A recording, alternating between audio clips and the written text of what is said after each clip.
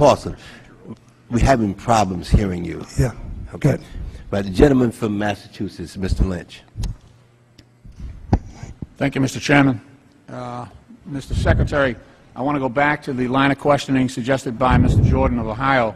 I also sit on the Financial Services Committee. You testified at least a half a dozen times before that committee prior to the TARP vote. You did indeed, in all of your testimony, along with Mr. Bernanke, express the intent, the central intent of this TARP program was to buy toxic assets to get the economy moving again and to get folks lending again. And you pounded away at that central theme. And what Mr. Jordan was saying, that a matter of days went by and you changed completely the focus of that program. Now, in my opinion, you misled Congress. When you were asked by Mr. Baucus in the Financial Services Committee, he said, wouldn't it be more impactful, I'm paraphrasing, to just inject the money directly in the banks? And what was your response?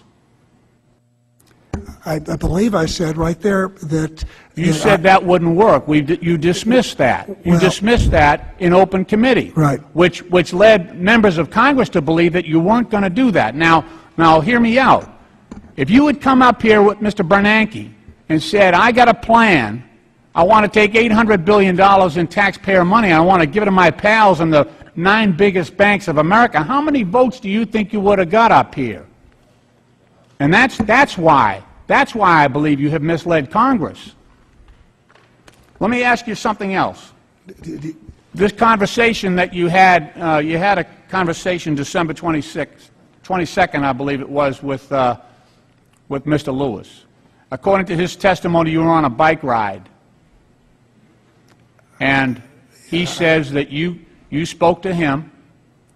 You were on a bicycle. He was able to catch up to you. Which date was this? I'm sorry? What date was this? December 21st or 22nd. I actually have it in my notes here. I happened to be out skiing. It would have been an interesting bike ride. Well, he's saying you're on a bike. Well, whether you're on skis or on a bicycle, Okay. that's not important. I want to know what you said. What did you say to him directly? Give me the gist of this conversation. Paraphrase it if you must, but tell me what you said to him. Which conversation on the 21st? Because I had 2 conversations with him on the 21st. Well, the one in which he says that you stated that there was the real threat or the real possibility, won't use the word threat, that he could be removed and the board could be removed right. Under the emergency Fed power, not by Treasury. That conversation. Okay. This conversation was one where I said to him, number one, that the Treasury and the Fed have communicated publicly that we are committed to prevent the failure of systemically important institutions, and Bank of America definitely is one. Number one. Secondly, that we believed that the exercise of a MAC clause would show a lack of judgment, and if he did so... This is what you said to him? Yes, and, if he did so, it could destabilize both destabilize Bank of America, Merrill Lynch, and the financial system, and under those circumstances, the Federal Reserve could replace management and the board. Did you have a conversation with Mr. Bernanke prior to this, that you were going to have this conversation and put it on the line like this? I had the conversation I had with Ben Bernanke. I did have a conversation before this with Ben Bernanke. I had received a call from Ken Lewis telling me that he had been giving more thought to the situation, and he and his board were increasingly concerned and were considering exercising the MAC clause. And I had a conversation with Ben Bernanke beforehand.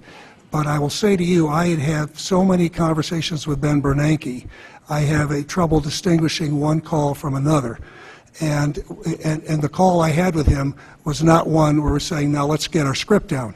I had a conversation with Ben Bernanke, told him that I had heard from Lewis, and then afterwards I got back to Lewis with the conversation I just gave to you. Let me ask you, either on skis or on bicycle, was anybody with you when you made this call?